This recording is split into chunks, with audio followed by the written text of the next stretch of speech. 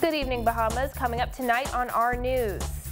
The family of Marco Archer speaks out, saying that they are shocked and disappointed after yesterday's court decision. That story straight ahead. F&M leader Dr. Hubert Minnis defends Renward Wells. That story straight ahead.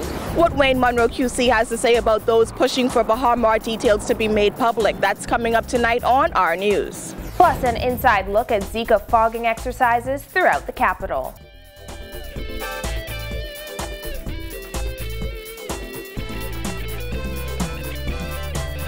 Welcome to our news. I'm Christina McNeil. Thanks for joining us. Topping news tonight, 1 week after celebrating what would have been Marco Archer's 16th birthday, his family says the news that the Court of Appeal quashed the murder conviction and death sentence of Kofi Goodman, the man accused of Marco's brutal murder, has reopened a wound they thought was almost healed.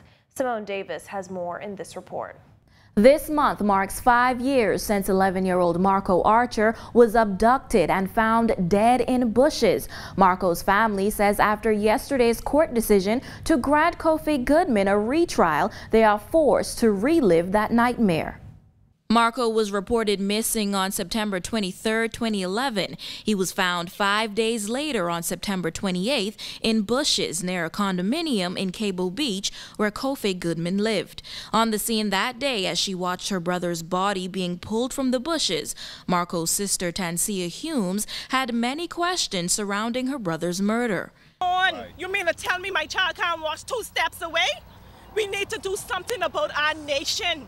5 years later, Humes is still asking those same questions as she bemoaned having to go through the process of a new trial with details of her brother's gruesome murder. It was just unbelievable until I found out that was, and then it was disappointing, and it was like, what is going on? Like, how is that even possible? That's what I was thinking. And after I read on, and I heard about the reasoning doesn't even make sense to me. So it was crazy. I mean, it just feels, even back then it felt unreal, and it feels unreal again. Marco's mother, Trifemia Meadows, who was speechless after learning of the Court of Appeal's decision yesterday, said she's heartbroken all over again. Back in 2013, Goodman was found guilty of Marco's murder.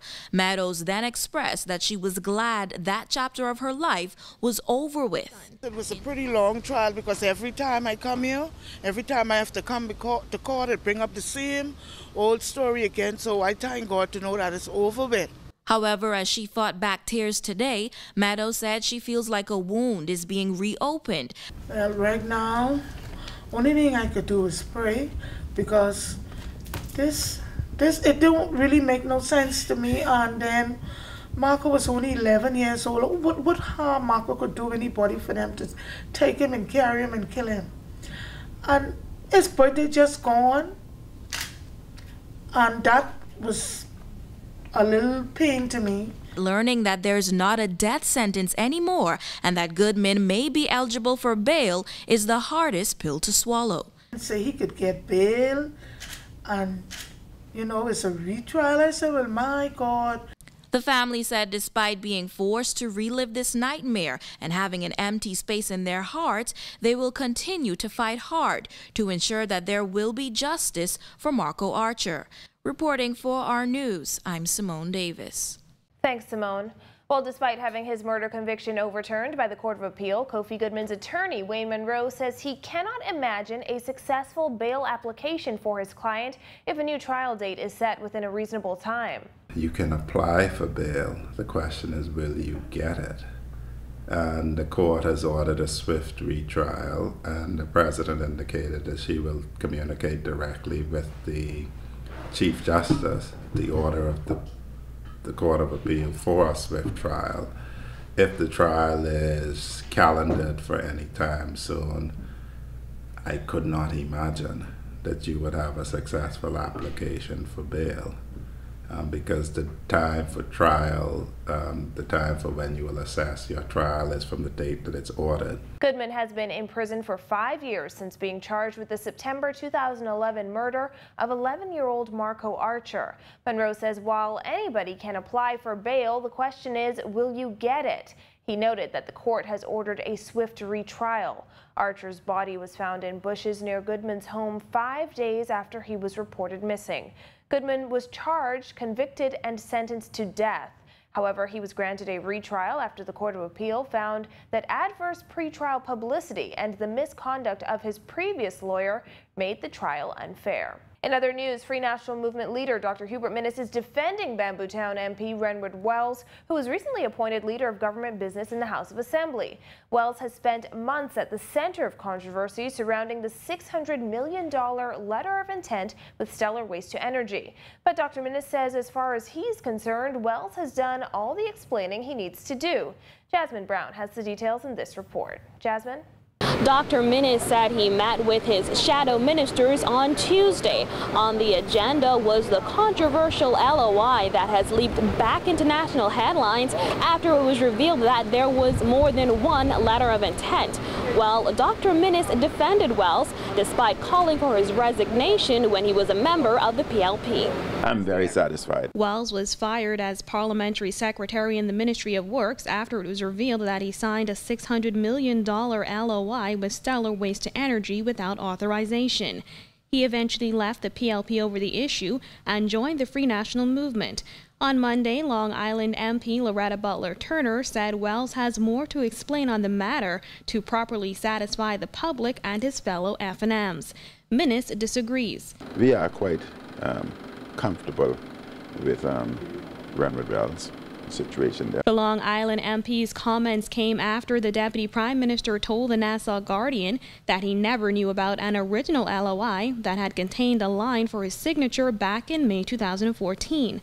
Our news team approached Wells outside the House of Assembly on Wednesday.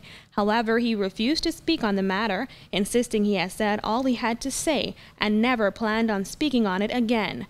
Dr. Minnis agreed, insisting Wells has said all he could on the matter. If you would review the parliamentary records, you would recognize that he had explained himself very well and presented the documentation. The F&M leader also defended the decision to make Wells leader of opposition business in the House of Assembly. Mr. Wells is a very, very bright individual. I think he has a bright future in this country. He's a young person. And my goal and my views are to move the young people forward. Wells replaced Central Grand Bahama MP Nico Grant, who recently gave up the post, citing Minnis' apparent dissatisfaction in his performance. Reporting for our news, I'm Jasmine Brown. Thanks, Jasmine. Well, Wayne Munro QC has had enough of some people asking for the Baha Mar deal to be made public. According to Munro, this is not the first deal to be sealed by the courts in the Bahamas, and it is sealed for all the right reasons. Our Giorgio Starr reports. Despite Prime Minister Perry Christie's assertion that there is nothing secret about the latest Baha Mar deal, leaders of the Free National Movement and the Democratic National Alliance continue to push for key details to be made public. However, attorney Wayne Munro QC says he is stunned and outraged by these statements. He says it is irresponsible to suggest that the government should breach a court order to make the details of the latest Baha Mar agreement public. The first question is there anything unusual about this order sealing these provisions? And the answer would be no. And if that is your answer, then apart from masturbating the public, why are you calling for something that you know is usually not done and cannot be done? It is dishonest. According to Munro, if opposition leaders would just read some of the previous negotiations for major resorts such as Atlantis, they would have some idea what the deal may include. You have to have some idea that if the previous concessions were exactly at the Atlantis rate, because you can't give anybody better than Atlantis rate, if you stopped and thought, you would probably know exactly the scope of the concessions. And you can't use as an excuse what they're using. If you're going to be representing us as government, you tell me you don't put yourself in a position to make strategic decisions. There can only be two explanations why the two persons who wish to lead this country are making such demands, according to Munro.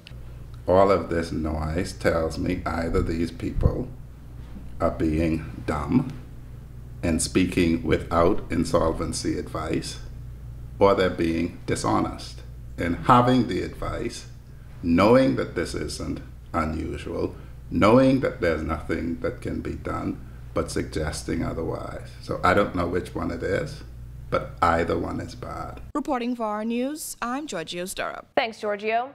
And the Department of Environmental Health has intensified its mosquito control efforts, according to the Ministry of Health, which is intensely monitoring the Zika virus outbreak in the Bahamas. Residents and business owners are asked to cooperate during these exercises in an effort to reduce and eliminate breeding grounds for the mosquito that transmits the disease.